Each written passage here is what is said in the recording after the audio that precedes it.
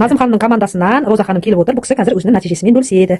Иә, құрметті көрермендер, қыздар, қатарластар, мен енді осы мынау бауырым, отабарым ауырып, мен былтыр 1 жылдай қиналдым. Қаншама дәрі іштім, бірақ ешқайсысы маған әсер еткен жоқ. Осы қыста февральда мен Қарағандыға жолдама берді, Қарағандыда дәрігерге барып қаралдым. Сонан ол жердің дәрігерлері тоже мен осы жердегі дәрігерлердің берген дәрісін берді. Сонан кейін мен сондағы Назым деген келін бар, осының жетекші болып жүрген. Ол да мен ұқсап алған, бірақ ол да осы дәріні пайдаланып, осы шөпті пайдаланып, осыдан нәтиже көргеннен кейін маған сіз басқа дәріні қойыңыз, осыны алып ішіңіз деп маған совет берді. Сонан мен келгеннен кейін тура февральдың 15-інде осыдан офисқа келіп, осы өнімнен мен 15 өнім алдым. Ең үлкен пакетте 15 штук, әрқайсысы 5 түрлі өнім, әрқайсысы 3-тен 15-ін алдым. Міне содан бері келе жатырмын. Ол 15-ті тауысып, онан кейін екінші рет тағы да алдым. 2 рет ол 15-тен 30 алдым. Міне қазір мен 1 жыл мұрыш кеткеннен бәрі кетті. Отабарым да жақсы, ішкен тамағымды қорытамын. Мына постоянно батып ауырып отыратын, оң жақ қабырғамның асты бауырым, өтім. Дәрігерлер маған бауырыңыз өтпеген, өтіңіз қою, ұйқы безіңіз ауырады деп сондай диагноз қойған. Қазір енді міне соның бәрі басылды. Өте жақсы нәтиже көрдім мен. Енді бәріңе де мен осы совет беремін, осыдан алып ішіңіздер, өкінбейсіздер, ақшаларыңызды жария кетпеңіздер.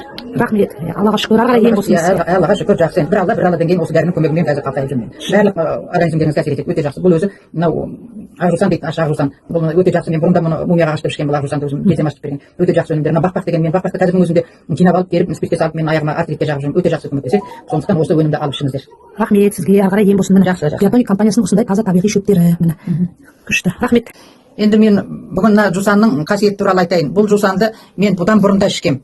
Оны менің Нәбжан деген жездем болған, сол кісі мұны тырбық ақ жусан дейді, бұны көбіне жылқы жейді екен мына ақ жусанды. Осыны теріп әкеп, мен тағы да осы ұлтабарымнан тамақ ішемей қалғанда, маған теріп әкеп, осыны кәдімгі сүттің көк суына 1 жеті ашытып, онан кейін жусанын сүзіп алып, үстіне мумия қосып, тағы 2-3 күн қойып ашытып, маған осыдан дәрі жасап берген.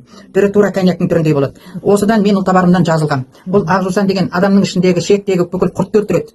Жаңа ұлтабарға көп көмек, бауырға көмек, өте жақсы. Мен бұл шөптерді сондықтан өзімнің пайдаланғандығымнан сеніммен ішіп отырмын. Сосын мынау жаңағы бақбақ деген гүл бар ғой ішінде. Ол да сондай өте пайдалы.